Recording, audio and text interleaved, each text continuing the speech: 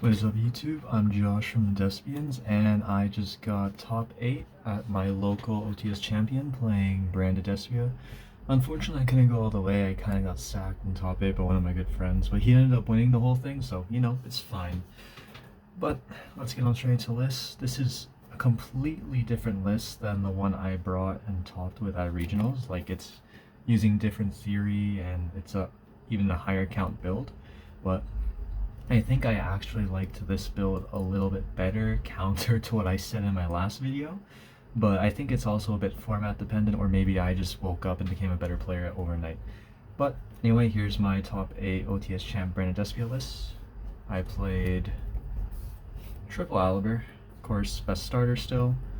Played 3 Fallen of Albaz. 3 is really important from the grind game, and I think it's also just a standard now. No one's playing 2 anymore. 2 Cartesia and 1 Quem. That's just a standard ratio. It's the golden ratio. It works.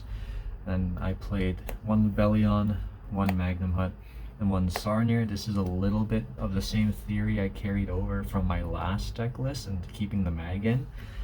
He's just so strong that he searches engine and is a hand trap, so I'm like, yeah, I'll keep playing him. I think it's worth it. Hitting the IEP Masquerena on the Fire Kings or Snake Eyes or Link Regal is really strong, so that's why I decided to play it still. Instead of Druisworm though, like my last build, I decided to put a kit in just for an extra starter, and also my deck count is a little bit higher, so I thought it was worth it. And what I didn't realize is that he can add stuff back from the banish, so you can add Retribution back after you use it to get your fusion back. You can set it, and now it's like extra interruption that will also shuffle your resources back, so that's like the breaking point that made me decide to keep playing kit. And the 1 Mercurier, sometimes I wish I played 2, there's just no space sadly, and 1 Tragedy. And then another weird thing that's different from my last list is I decided to play 2 Albion. I've been seeing many of the 50 card lists play 3, but this isn't 50, it's still a bit under, so I thought 2 was enough. And I do love drawing this card because his Upstart Goblin and a Foolish Burial in 1 card, and his name counts as Alabas, so it's an in-red target in the grave, so this card's broken, and I actually think I'm willing to just go 1 more card up in my list just to play 3. And of course, the Gimmick Puppet. For this event, I actually didn't play the Puppet, I played Ido. Let me see if I can find my Ido really quick. There, yeah, there's my Ido. The Puppet was in here simply because it's what I usually play, but for this event specifically, I did play Ido, this pretty magical force. And if you guys don't know what this card is, because it's a very old card, it's actually not that much older than I am. I mean, not that much younger than I am. And it basically just says you cannot summon. So the reason why I play this is because it works on Floowandereeze, it works on those birds, and I absolutely hate the birds. And there were people who were playing birds at that championship, and I was expecting that. One of them also did make top 4, so it was interesting. So I think this was the correct call for this event in general. I mean, yeah, just for this event. Like any other event, this should be a Puppet, but Ido, just for this specifically, you can ignore this card. It should be Puppet. I played Ido. Anyway, I think that was it for my monsters. Next for spells, we played the best spell card ever printed. We played our 3 Branded Fusion, 3 Opening. This gets us Fusion and protects from Destruction. And we played 3 Thrust.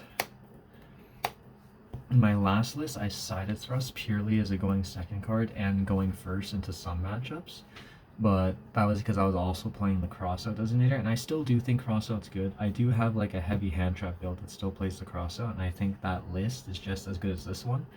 But I personally like this one a little bit better, because simply this card right here is so strong. I debated putting it up to 3, but then I had to also think about its going first applications. Like if I get Ash, drawing 2 is normally what you do going first, unless you have like such a broken hand that you just rip your opponent.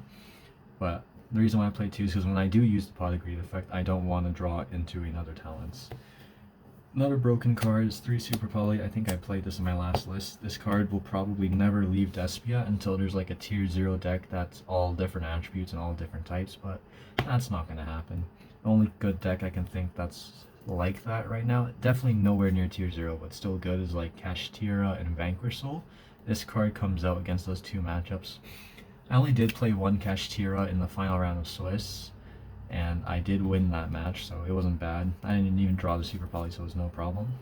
And then for the last like engine spells is Fusion Deployment. This card summons Cartesia, need I say more.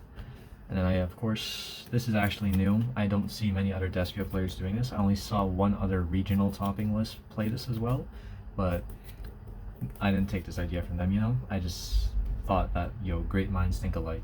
So it was 3 Forbidden Droplet. This card was actually really good. I like it better than Dark Ruler because it can help. I like cards that are more reactive, right? And it can also help you dodge Droll, because while Droll doesn't hurt Despia in general, if you're playing into a board and your opponent has Droll, that's when it can kind of hurt because you can't search your like backup plays and resources.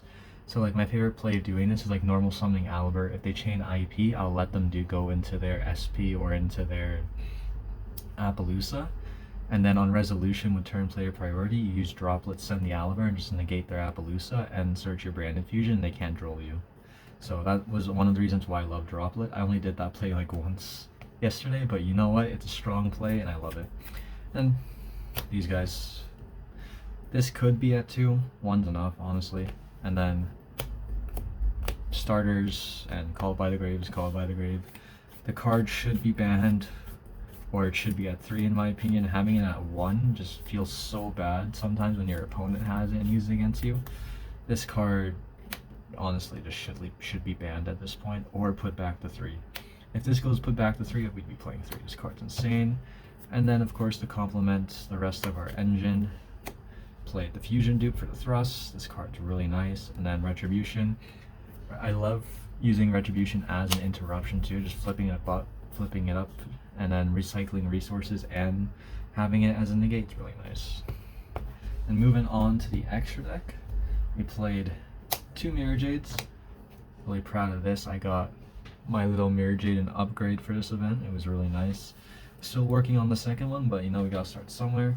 We played 2 Grand Wignall. I think I only played 1 in my last one, simply because when you're playing a thrust package and your goal in this deck is to like puppet lock or idle lock your opponent, the second Grand Wignall does come up in the grind game. And especially if you're like late drawing into a fusion deployment and you want to summon your Cartesia, like if you have the second one in deck still, revealing this to just take your Cartesia out is nice. Also did get to upgrade in one of my Grand Wignalls, which is really nice. We played 2 Albion at standard. Sometimes I wish I could have 3, but 2 is more than enough. There's the 3rd Albion actually, but you know, it's the white Albion rather than the red and orange one. Then we play the 1 Lugalion. Sometimes I wish I could play 2. I would play 2 of this before 3 Albion, I think, because sometimes you want to leave it on field so you can make more greedy plays, and sometimes those greedy plays are more worth it. But if your opponent has like the correct card to stop you and this is just left on field, your recursion is kind of gone now and you just have to like try and kill your opponent faster now. But this is really good. 1 is like the bare minimum. I would like to play 2, just no space. And Titaniclad, this card's broken, summons Quem or Albaz or adds it to hand in end phase. There are times where I would just send this in end phase, my opponent would break my board, build their own board, and I just go summon Albaz end phase and then break their board again and kill them. And that's really nice. Rinbrum, card's good. It's an interruption. Sometimes you can summon it and do plays. I have never once summoned this card since I've gotten it. I don't think it's ever come up except for maybe in Kashtira format. But like in the past formats since Arisar's been banned, like this card hasn't been summoned once. I think the last time I summoned him was at YCS Vancouver. And then we play Coridas. Coridas, good card. You summon it off Grand Wignall, you can hard make it. Guardian Chimera actually feels like it underperformed in the event. I only summoned it once, and that was like not even on my opponent's turn's interruption. It was just on my turn to help kill. It kind of feels like a Dragoon would have done a better job at that, but just having him there, it's like a safe spot, and I still think it's worth playing Chimera over Dragoon anyway. And then Draco's Tapelia, and then 2 other super poly targets. That was my extra deck. I feel like it performed pretty well. I don't think I will change anything in it moving forward unless I play some other weird stuff where I find some secret goo, but for now I think that's just how it's going to be for a while. In the side, I did side deck the Masquerade so I could play the 2 Grand Wignalls in the main, and when we're going to Tine, I just side out 1 Grand Wignall for the Masquerade, and that was fine. I played 3 Nib and 3 Ghost Spells for the only hand traps in this build. The reason why I played the Nib was because I thought it was the best standalone hand trap and that it could sometimes end turns or at least weaken boards on its own.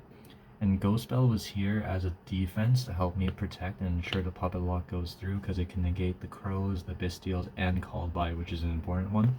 Because the amount of times I've been sacked on Called By and stops my lock is annoying. So, 3 bells versus 1 Called By, so that's why it was there. And then 3 Cosmic for anti-spell, and if they don't anti-spell you, Cosmic getting the IP and the spell and trap zone's nice. Cosmic Fire King Island's nice. It's a good card, just don't put it in when time's coming close.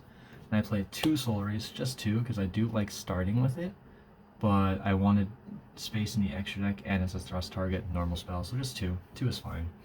And I also wanted to make space to just play a Harpies again.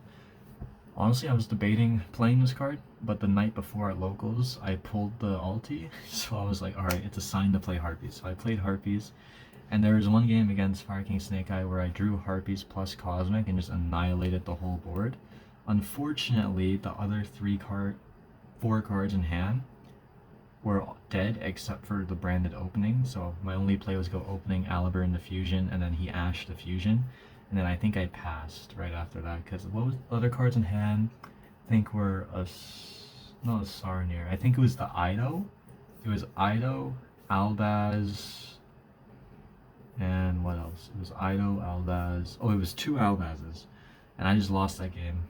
And then I bricked in game 3 and then lost the match, which was unfortunate. That was my only match loss in Swiss. And then again, because Flu, I played Metaverse and Zombie World. Flu is really annoying, so I try to annoy them back. This is only there if they shifter me. If they don't shifter me, I'm normally just thrusting into the fusion deployment so I can idle them. If they do shifter me, Metaverse and Zombie World, what are they going to do? They just lose, right? Anyway, that was my list. It performed really well. It got me in top 8. I think I played the event very well as well, with only maybe like 1 misplay that I think maybe could have won me a game in Top Cut and got me in the top 4. But other than that, my opponent in top 4 was just really good, so shout out to him, shout out to Bobby. And shout out to the CWG boys who helped me practice for this event, and shout out to my team, the Despians, who also helped me practice for this event. And J&J Best Locals. I'll see you guys in the next one. Thanks for watching.